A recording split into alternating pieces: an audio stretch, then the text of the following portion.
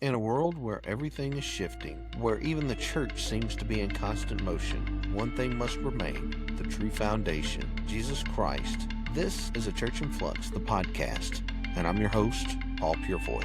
Each week we will confront the cracks, relay the cornerstone, and rediscover what it means to be the church Christ intended. So let's build together on the rock. Welcome back, folks, to A Church in Flux, the podcast. I'm your host, Paul Purifoy, and today we're going into something that's not just part of the Christian life. It is the Christian life, and that is prayer and worship. These are two words that sound simple, but they actually carry the power to move heaven and earth. So before we begin, take a moment to like, share, and subscribe. And if you haven't yet, tap the notification bell on YouTube so you never miss an episode, because today we're talking about the sacred conversation here. It's a lifeline between heaven and earth, and how prayer and worship aren't just church habits, but they are actually heaven's heartbeat. So with that, let's begin. There's something holy that happens when the noise of the world actually fades away, and it's just you and God.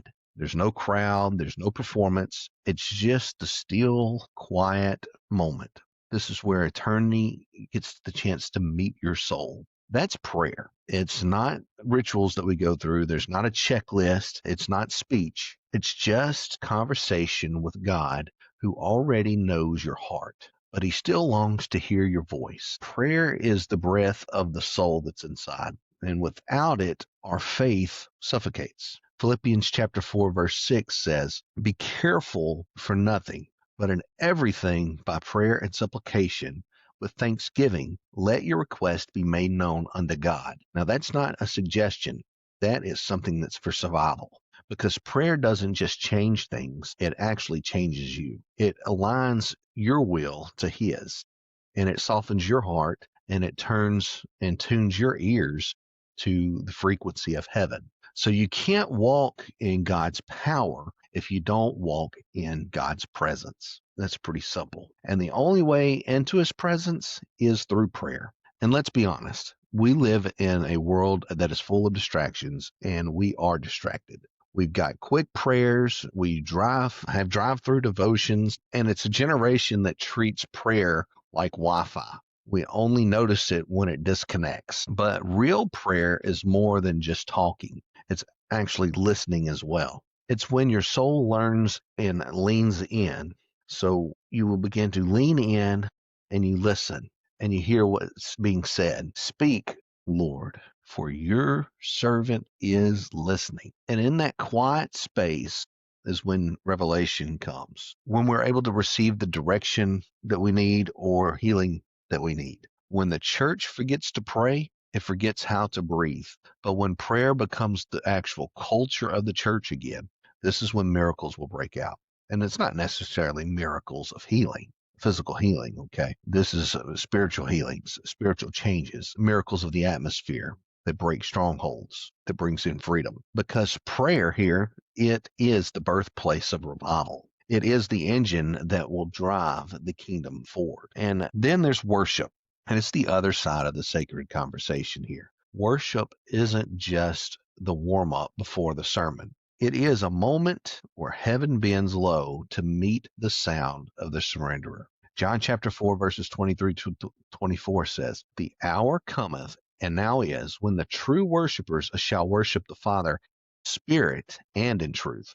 For the Father seeketh such to worship him. God is a spirit, and they that worship him must worship him in spirit and in truth." So worship is heaven's language. It is what the saints and the angels are doing, folks, right now around the throne of God. And when you worship, you're joining that eternal chorus that's being sang. Because worship isn't about the music that's being played. It's about the posture.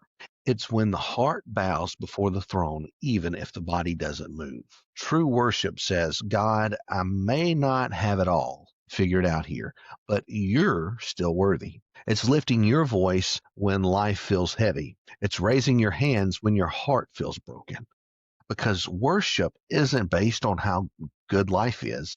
It is based on how good God is. And prayer and worship are what keep us anchored in the true gospel of Jesus Christ. They are how we remember who we are and, more importantly, who He is.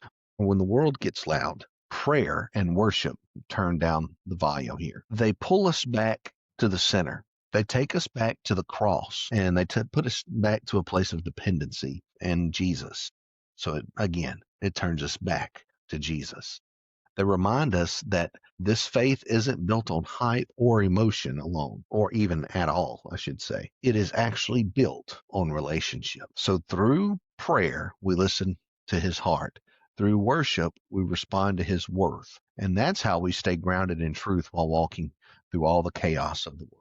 That's how revival starts in the pews and it begins to spill into the streets. So if prayer is the breath, worship is the heartbeat. And without both, a church becomes lifeless. When believers pray together, heaven will lean in.